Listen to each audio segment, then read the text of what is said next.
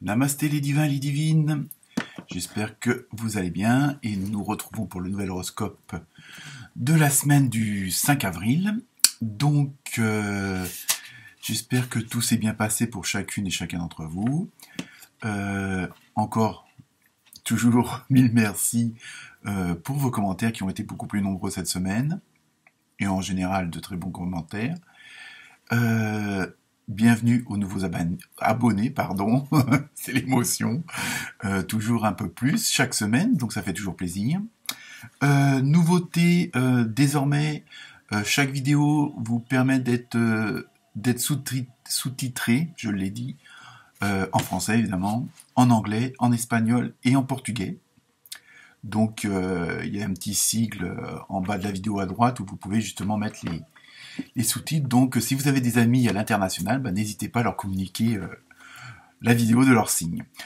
Sinon, autre chose aussi dans le tirage de cette semaine, je vous signalerai pour chaque signe le signe opposé que j'ai appris récemment que ça pouvait aussi avoir une importance. Donc en plus de l'ascendant, si vous voulez peut-être plus de compléments d'information ou si la vidéo du jour ou de la semaine ne vous correspond en rien parce que ça résonne pas, donc vous pouvez toujours aller voir soit votre ascendant, soit votre signe opposé. Donc je vous signalerai lequel que c'est. Par exemple pour les vierges, le signe opposé c'est le poisson. Voilà, donc c'est juste, il suffit de regarder en face. C'est tout. Donc voilà pour les nouveautés de la semaine. Donc cette semaine je me suis servi aussi donc du tarot des animaux sauvages. Donc en même temps là je ferai aussi un petit peu plus que d'habitude vous donner une petite explication, une petite information sur la symbolique de l'animal qui aura été tiré pour vous. Hein, parfois aussi ça peut être un complément d'information et en général les animaux, leur signification avec le tirage des cartes suivantes sont assez en corrélation. Donc comme quoi il n'y a pas de hasard. Et je me suis servi aussi pour cette semaine donc de l'oracle onirique, non du tarot onirique pardon. Celui-là, je l'aime bien en ce moment, donc voilà. Ainsi que je me rappelle plus duquel. Ah oui, du tarot chinois. Et oui, c'est ça quand on est vieux, on perd la mémoire.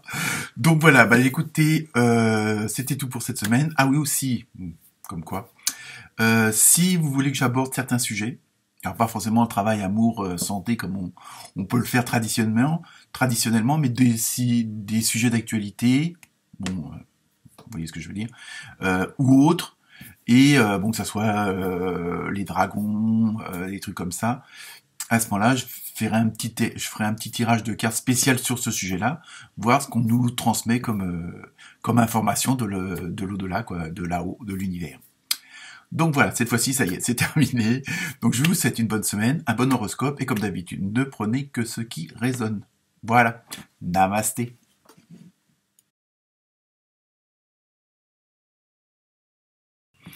Namasté les Sagittaires. Alors, vous avez eu un très joli petit cochon, plein de symboliques. Pour le tarot chinois, vous avez eu le dragon. Eh oui, ils sont là et bien présents. Et pour le tarot onirique, vous avez eu le 2 d'épée et le valet de denier. Alors, pour vous, le petit conseil du petit cochon, hein, la symbolique, c'est utilisez votre esprit gentiment, hein, tout dans le sens du poil. Non, en même temps, c'est signe d'abondance et de richesse, hein, mais le mot richesse, c'est pas forcément le loto. Hein. Il y a la richesse ainsi intérieure dont nous avons besoin. Donc cette semaine, je dirais que pour vous les Sagittaires, ça va être une semaine assez active, mais dans le bon sens du terme. Pas que vous soyez débordés, mais que vous soyez plein de projets, plein d'initiatives, quel que soit le domaine. Donc vous allez avoir une certaine énergie inépuisable. Vous allez être boosté cette semaine. Par contre, ça va vous demander, oui, il y a un petit mais, comme à chaque fois, ça va vous demander de fournir un effort assez conséquent, mais dans le sens, comme vous allez avoir cette bonne dynamique, hein, vous allez être prêt à battre des montagnes, comme on dit. Mais attention, de pas trop booster, quoi. Comme on dit, il faut ménager sa monture pour aller loin.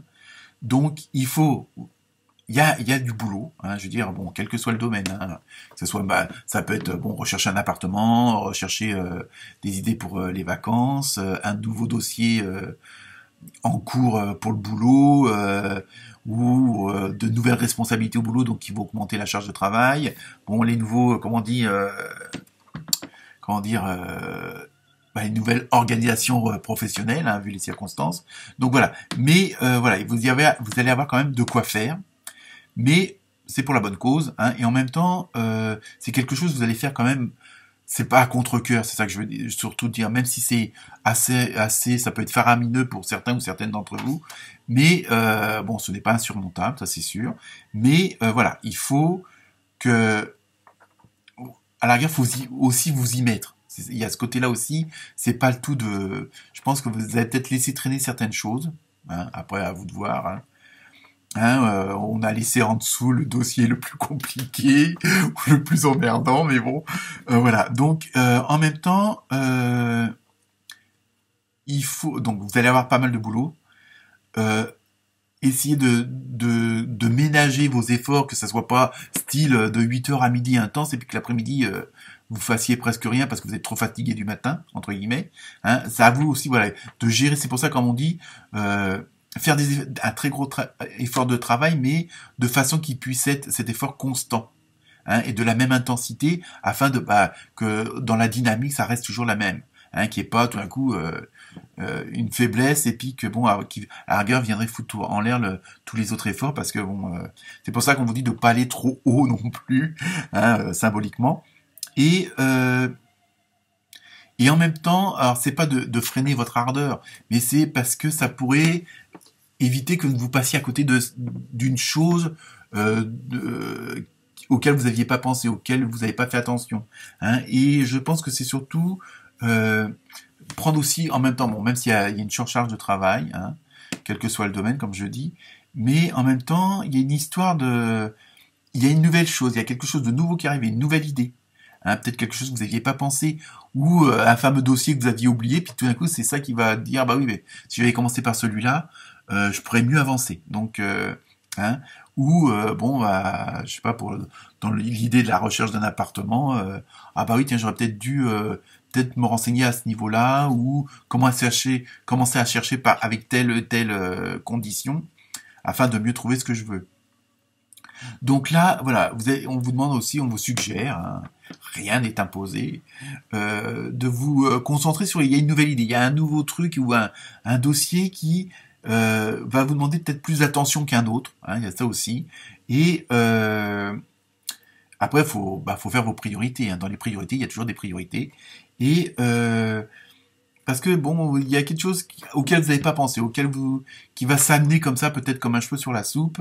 Et il va falloir vous pencher plus sur ce fameux dossier ou cette fameuse nouvelle idée ou ce qui va apparaître un petit peu comme ça, comme par enchantement, pour justement comparer ce dossier, comparer cette idée à ce qui existe déjà et de voir éventuellement dans un certain contexte sa validité par rapport au reste. Hein, c'est pour ça qu'il va falloir fournir beaucoup de travail, ne pas vous précipiter parce que justement il va falloir prendre peut-être un peu plus de temps pour cette fameuse chose là pour voir si elle est vraiment valide dans la réalité.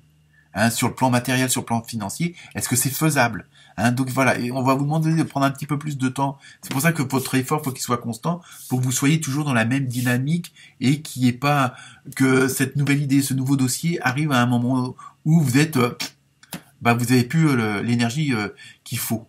Donc c'est pour ça qu'on veut dire d'essayer de lisser la constante de la vitalité et de l'énergie dans votre boulot, dans vos recherches, dans vos dossiers, dans quel que soit le domaine, afin justement qu'au moment donné vous allez avoir ce fameux, pas forcément déclic, mais cette fameuse bonne chose, hein, qui va vous permettre de voir que tout va, en fin de compte, c'est vraiment ça que je veux, c'est vraiment vers là que je veux aller, et justement que vous puissiez être dans des dispositions pour bien étudier la situation et la comparer à la réalité et au faisable, c'est surtout ça, voir si c'est faisable.